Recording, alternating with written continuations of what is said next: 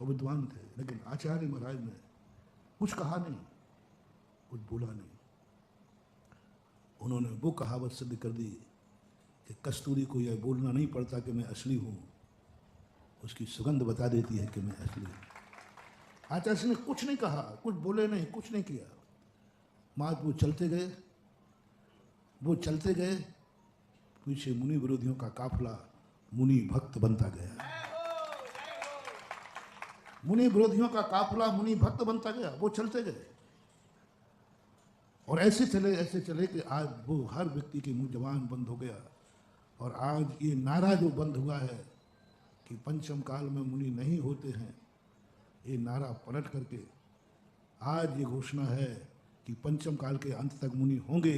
ये नारा बदलने का श्रेय जाता है पूज्य गुरुदेव आचार्य विद्यासागर महाराज। किसी नारे को बदलना, किसी हवाओं के पथ बदलना कोई साधारण चीज नहीं है। किसी नदी का रास्ता बदल देना, तूफानों का रास्ता बदल देना, किसी नारे को परिवर्तित कर देना बहुत बड़ी चीज है। किसी नारे को परिवर्तित करना तूफान को परिवर्तन करने के समान है। किसी बहती हुई गंगा नदी के रास्ते को बदल देना के समान होता है। और एक नारा बदल गया और आज सारा आर्यावर्त कहता है कि पंचम काल में मुनि थे, हैं और रहेंगे। प्रमाण क्या है? कसौटी क्या है? प्रमाण क्या है कि पंचम काल में मुनि हैं और रहेंगे? तो सभी एक ही व्यक्ति, एक ही आवाज उठाई विद्वानों ने।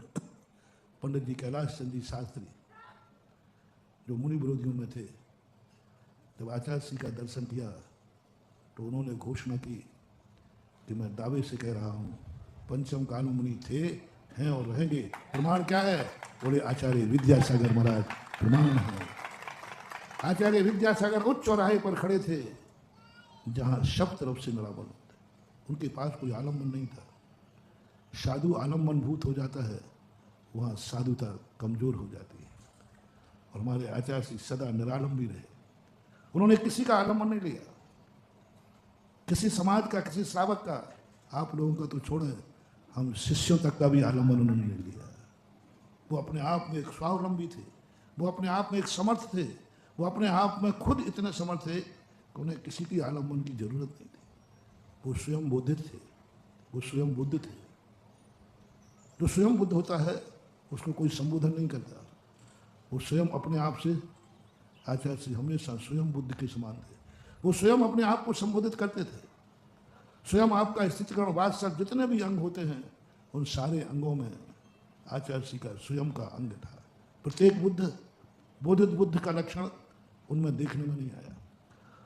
उनके लिए कभी किसी को समझाना पड़ा हो, उनको कभी किसी को बताना पड़ा हो, उनको कभी एहसास दिलाना पड़ा हो कि तुम्हें ये नहीं करना चाहिए, ये करना चाहिए।